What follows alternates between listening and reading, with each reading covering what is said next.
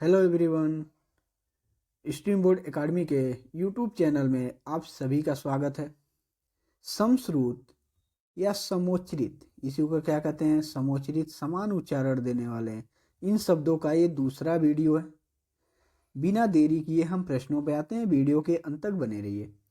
प्रश्न है, उपमान शब्द का समभिन्नार्थक क्या है? तो उपमान शब्द का समभिन्नार्थक क्या होता है? जिसकी तुलना हो, जिससे तुलना हो, क्या कहेंगे? जिससे तुलना हो, उसे क्या कहते हैं? उपमान।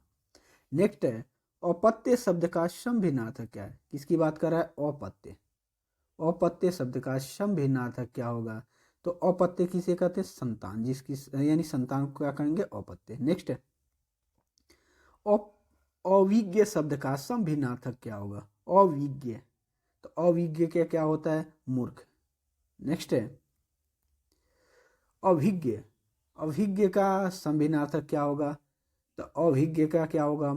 विशेषज्ञ, यानी किसी चीज का जानकार है उसे क्या कहेंगे? अभिज्ञ। अभिज्ञ क्या क्या होगा? मूर्ख। नेक्स्ट है, अनाभिज्ञ या अभिज्ञ हो गया, ये अनभिज्ञ। अभिज्ञ और अनभिज्ञ शब्द का समभिन्नार्थक क्या होगा? तो अनभिज्ञ का क्या मतलब होता है? अनभिज्ञ का क्या होगा? अनजान, अनजान। अभिज्ञ का क्या है? विशेषज्ञ। अनभिज्ञ का क्या होगा? अनजान। नेक्स्ट है, असी शब्द का समभिन्नार्थक क्या है? असी शब्द की बात की, ऑप्शन दिया तलवार। एक संख्या यानी 80 की बात करें। अंग, बहुत, क्या होगा? बहुत। तो आंसर क्या है इसका? तो राइट आंसर क्या होगा? तलवार। 80 का मतलब क्या होता है? तलवार। नेक्स्ट, अभिहित शब्द का समभिन्नार्थक क्या है? ऑप्शन दिया बहुत, अनुचित, शत्रु, कहा हुआ, यानी कुछ कहा हुआ बात को क्या अभिहित। तो राइट आंसर क्या बनेगा इसका? तो जो राइट आंसर है इसका क्या है? कहा हुआ। कोई बात कहा हुआ उसे क्या कहते हैं? अभिहित। तो राइट आंसर क्या है? Option D. नेक्स्ट है, अविहित शब्द का समभिन्नार्थक क्या है? अविहित। अविहित शब्द का समभिन्नार्थक क्या होगा? ऑप्शन दिया अनुचित, यानी न किया हुआ, यानी उचित न हो, अनुचित। कंधा, भाग, अनुचित। तो राइट आंसर है इसका ऑप्शन ए, अनुचित, यानी न किया हुआ क्या कहलाता है? अविहित। नेक्स्ट है, अवधूत शब्द का समभिन्नार्थक क्या है? किसकी बात करें? अवधूत। अवधूत शब्द की बात करें, ऑप्शन दिया साधु, सन्यासी, निडर, शिकार, भोजन। राइट आंसर क्या है? अवधूत का मतलब होता है साधु, साधु का मतलब क्या होता है? सन्यासी। नेक्स्ट वन, अतल शब्द का समभिन्नार्थक क्या है? अतल, ऑप्शन दिया गहरा या बिना तल का, अनुरक्त, आकृत, हथिया, आकृष्ट, हथियार। राइट आंसर है इसका क्या? गहरा। अतल यानी जिसका तल न हो, कोई तल न हो, यानी उसका कोई तल न हो, क्या होगा? अतल। तो उसको उसी कहते हैं क्या? गहरा। नेक्स्ट है, अधूत शब्द का समभिन्नार्थक क्या है? किसकी बात कर रहा है? अधूत। ऑप्शन दिया निडर, पूजा, बहुत, भाग। तो अधूत यानी अधूत का क्या मतलब होता है? निडर, बिना डर का। नेक्स्ट, अस्त्र शब्द का समभिन्नार्थक क्या होगा? अस्त्र क्या होता है? ऑप्शन दिया हाथ में रखकर काम में लिया जाने वाला हथियार, या हाथ से फेंकने वाला हथियार, अस्तित्ववान या हाथी। तो राइट आंसर क्या? हाथ से जो फेंक के चलाया जाता है उसे क्या कहते हैं? अस्त्र। जो हाथ से फेंक के नहीं चलाया जाता उसे क्या कहते हैं? शस्त्र। नेक्स्ट, शस्त्र शब्द का समभिन्नार्थक क्या है? शस्त्र शब्द का क्या कहा है? समभिन्नार्थक क्या है? जबकि बता चुके जो हाथ में रख के कोई काम किया जाता है, हाथ में रखकर काम किए जाने वाले हथियार को क्या कहते हैं? शस्त्र कहते हैं। और हाथ से फेंकने वाले को क्या कहते हैं? अस्त्र। इसको कहते हैं अस्त्र। नेक्स्ट है, अस्थि शब्द का समभिन्नार्थक क्या है? किसकी बात कर रहा है? अस्थि की बात कर रहे हैं। ऑप्शन दिया हड्डी, है यानी अस्तित्ववान है, कठिन, सूक्ष्म कर, क्या है? सूक्ष्म कर। तो राइट आंसर है इसका क्या है? अस्थि का मतलब अस्तित्ववान, इसकी अस्थि है। वो हस्ती, अस्थि होती है। अस्थि क्या होता है? अस्थि, इसका मतलब होता है हड्डी। नेक्स्ट दे दिया, अस्थि शब्द का समभिन्नार्थक क्या है? तो अस्थि शब्द का जो समभिन्नार्थक क्या होती है? हड्डी। और इस अस्थि का मतलब होता है है, यानी किसी चीज का अस्तित्ववान है, और अस्थि का मतलब होता है हड्डी। नेक्स्ट है हस्ती शब्द का संभिन्नार्थक क्या है? हस्ती, अस्थि, अस्थि था या हस्ती है, तो हस्ती का संभिन्नार्थक क्या होगा? ऑप्शन दिया है हाथी, हाथ, अस्तित्व, क्रोध। तो राइट आंसर क्या है? हाथी। अस्थि मतलब क्या होता है? हाथी। अस्थि, हस्ती मतलब क्या होता है? दो हस्ती, एक बड़ी की मात्रा है और एक पे छोटी ई की मात्रा है, इसका मतलब होता है हाथी। और इसका मतलब क्या होता है? इसका मतलब अस्तित्व, हस्ती यानी अस्तित्व। राइट आंसर क्या है? अस्तित्व, अस्तित्व। नेक्स्ट है हस्त शब्द का संभिन्नार्थक क्या है? क्या है? तो हस्त का मतलब होता है हाथ। क्या होता है? हाथ। राइट आंसर क्या बनेगा? Option A. नेक्स्ट है अभिसार शब्द का संभिन्नार्थक क्या है? किसकी बात कर रहा है? अभिसार। ऑप्शन दिया आक्रमण, प्रेमी से छिपकर मिलना, निष्ठा रहित, एक राग। तो राइट आंसर क्या है? प्रेमी से मिलकर, प्रेमी से छिप कर मिलना क्या कहलाता है? अभिसार। क्या कहलाता है? अभिसार।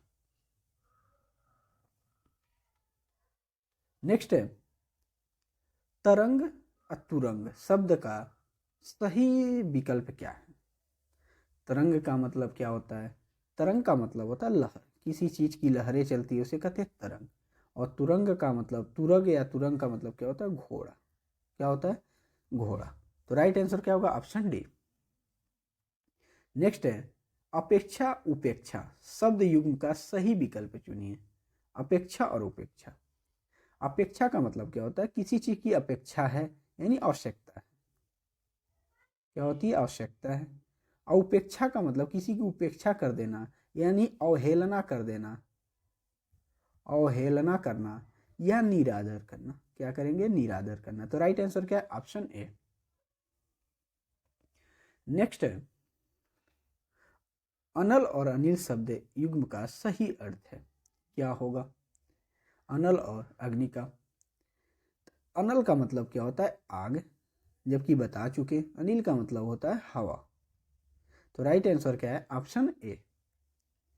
नेक्स्ट है असाध और असाधु शब्द युग्म का सही विकल्प बताना। किसकी किसकी? असाध यानी जिसे साधा न जा सके, यानी उसे बहुत कठिन है, यानी साधा न जा सके उसे क्या कहेंगे? असाध। और जो बहुत सज्जन है उसे कहते हैं साधु। जो सज्जन होगा साधु, लेकिन कहा असाधु यानी सज्जन नहीं है, तो इसका मतलब कैसा है? दुष्ट है। क्या हो जाएगा? ये दुष्ट है। और साध का मतलब जिसे साधा न हो गया, यानी क्या? जब साधा न हो जा सके उसे, वो क्या है? मतलब कठिन है। तो राइट आंसर क्या होगा इसके आधार पे? कठिन और दुष्ट, ऑप्शन एक। नेक्स्ट है असोच और असौच शब्द युग्म का सही विकल्प चुनना है। किसकी किसकी बात कर रहा है? असोच और असौच। तो असोच का मतलब होता है बिना सोच के शुद्धि, यानी क्या होता है इसका? बिना सोच के। असोच यानी बिना सोचे समझे, बिना सोचे समझे यानी असोच। और अशौच का मतलब होता है अशुद्धि। अशौच का मतलब क्या होता है? अशुद्धि। तो राइट आंसर क्या बनेगा? ऑप्शन ए, बिना सोच के और अशुद्धि। नेक्स्ट है अयुक्त और आयुक्त शब्द का युग्म, शब्द युग्म का सही विकल्प होगा। अयुक्त का मतलब होता है अनुचित। क्या होता है? अनुचित। और आयुक्त का मतलब होता है, कहते हैं ना सूचना आयुक्त, कोई भी चीज का आयुक्त, मंडल आयुक्त, इसका मतलब होता है कमिश्नर। उस विभाग का क्या है? कमिश्नर है, उसी को कमिश्नर को ही कहते हैं आयुक्त। जैसे जिलों में कहते हैं मंडल आयुक्त, सूचना आयुक्त। तो राइट आंसर क्या बनेगा? अनुचित और कमिश्नर। राइट आंसर है ऑप्शन ए। नेक्स्ट है इति और इति दोनों में सेम है, इसमें छोटी ई की मात्रा है और इसमें बड़ी ई की मात्रा है। शब्द युग्म का सही विकल्प चुनना है। ऑप्शन दिया है समाप्ति बाधा, तैयार और दानशील, रीढ़ और ठीक, भोगना और जल। इस इति का मतलब होता है समाप्ति। कहते इति हो गया यानी अंत हो गया, यानी समाप्ति हो गई, इसे क्या कहेंगे? समाप्ति हो गई। और इस इति का मतलब होता है किसी के चित्त में क्या होना, बाधा डालना, यानी बाधा पड़ना। तो राइट आंसर क्या होगा, ऑप्शन ए समाप्ति और बाधा। नेक्स्ट है इंदिरा और इंदिरा शब्द युग्म का सही विकल्प चुनना है। तो इंदिरा और इंदिरा इसकी बात करता है। इंदिरा क्या है, लक्ष्मी। इंदिरा का मतलब होता है लक्ष्मी। इंदिरा किसका परिवाची हो जाती है, लक्ष्मी की। तो देख लेते हैं लक्ष्मी कहाँ है। राइट आंसर क्या बन जाएगा, ऑप्शन डी लक्ष्मी। और इंदिरा का मतलब क्या दिया हुआ, इंदिराड़ी। तो राइट आंसर क्या, ऑप्शन डी। नेक्स्ट है उपल और उत्पल शब्द युग्म का सही विकल्प चुनना है। उपल और उत्पल, उपल का मतलब क्या होता है, उपल का मतलब होता है, उपल किसको कहते हैं, पत्थर को। उपल कहते हैं पत्थर को। और उत्पल का मतलब क्या होता है, उत्पल का मतलब होता है कमल। तो राइट आंसर क्या बनेगा, ऑप्शन है। इससे परिवाची, जब परिवाची तैयार रहेगा तो ये प्रश्न हो जाते हैं। नेक्स्ट है उदाहरण उद्धरण शब्द का युग्म का सही चयन करना है। उदाहरण का मतलब क्या होता है, उदाहरण का मतलब होता है दृष्टांत। और उद्धरण का मतलब उद्धृत। तो राइट आंसर क्या बनेगा, ऑप्शन ए। नेक्स्ट है कृत और कृति, यानी कृत और कृति शब्द युग्म का सही विकल्प चुनना है। तो कृत का मतलब होता है खरीदा हुआ, किसी चीज को खरीदते हैं तो उसे कहते हैं क्या, कृत। क्या है, कृत। और कृति मतलब कहते हैं ना कि लेखक की कौन सी कृति है, इसकी कृतियां बताइए। तो कृति का मतलब होता है रचना, यानी उनका लिखावट, रचना, जो कविता लिखे हुए हैं तो रचना। क्या होगा, रचना। तो राइट आंसर क्या बन जाएगा, ऑप्शन ए खरीदा हुआ और रचना। नेक्स्ट है कादम्बरी और कादम्बिनी शब्द युग्म का सही विकल्प चुनना। तो कादम्बरी का मतलब क्या होता है, कादम्बरी किसको कहते हैं, शराब को। शराब को कहते हैं कादम्बरी। और कादम्बिनी का मतलब होता है घटा, घटा। तो राइट आंसर क्या बन सकता है, इसमें राइट आंसर बनेगा ऑप्शन डी शराब और। नेक्स्ट है कपीस और कपीस शब्द युग्म का सही विकल्प चुनना। इसमें छोटी की मात्रा है, इस पे बड़ी की मात्रा है। तो कपीस का मतलब क्या होता है, तो कपीस का मतलब होता है भूरा। एक कपीस का मतलब होता है भूरा। क्या होता है, भूरा। और इस कपीस का मतलब होता है कपीस, यानी किसका है, बंदर का है। बंदर, यानी कपीस किसको कहा गया, हनुमान जी को भी कहा गया। तो राइट आंसर क्या बनेगा, कहाँ दिया हुआ है, बंदर या हनुमान जी, देख लेते हैं। तो राइट आंसर क्या बनेगा, ऑप्शन डी भूरा, बादामी, हनुमान, सुग्रीव, इतने नाम पड़ रहे हैं। इस कपीस का मतलब भूरा हो गया और बादामी हो गया। इस कपीस का मतलब हनुमान और सुग्रीव हो गया। इसका याद रखिएगा। नेक्स्ट है कुंजर और कंजर शब्द युग्म का सही विकल्प चुनना है। किसकी बात कर रहा है, कुंजर और कंजर। कुंजर और कंजर, कुंजर का मतलब होता है हाथी। कुंजर का मतलब क्या होता है, हाथी। और इस कंजर का मतलब होता है, कंजर एक विशेष जाति के लोग होते हैं। क्या है, एक जाति सूचक शब्द है, जाति का बोध कराता है। तो देखते हैं हाथी कहाँ दिया, कुंजर का मतलब हाथी कहाँ दिया। तो राइट आंसर में किसमें आ रहा है, ऑप्शन डी हाथी। और एक जाति विशेष की लिखा हुआ है, एक जाति विशेष। तो राइट आंसर क्या बनेगा, ऑप्शन डी। नेक्स्ट है कूजन और कूजन, एक में छोटा ऊ का मात्रा, इसमें बड़ा ऊ का मात्रा है। कूजन और कूजन शब्द इनका सही विकल्प चुनना है। जिसे कूजन यानी जन के मतलब होते हैं लोग, और कूजन का मतलब है कूजन यानी दुष्ट लोग। किसकी बात कर रहा है, दुष्ट लोग। और कूजन का मतलब होता है कुंजन, यानी कुछ कुछ कहते हैं, यानी पक्षियों की क्या, चहचहाट। जब पक्षियां चहचहाती हैं तो उसे कहते हैं कूजन। राइट आंसर क्या बन सकता है इसके आधार पर, राइट आंसर है ऑप्शन ए दुष्ट और पक्षियों की चहचहाट, चहचहाट। नेक्स्ट है चक्रवात चकवाक शब्द युग्म का सही विकल्प बनाना है। किसकी बात कर रहा है, चक्रवात। चक्रवात क्या होता है, एक चक्करदार हवा होती है। क्या होती है, ऐसे गोल गोल घूमती है, क्या कहते हैं, चक्रवात। और चक्रवाक का मतलब होता है चकवा। तो राइट आंसर क्या है, ऑप्शन ए चक्रदार और हवा और चकवा। नेक्स्ट है चतुष्पद, चतुष्पद शब्द युग्म का बात है। पद का मतलब हो गया पैर, यानी चार पैर वाला। चतुष्पद, चतुष्पद का मतलब होता है चार पथ है आके जहां मिलते हैं, यानी चौराहा।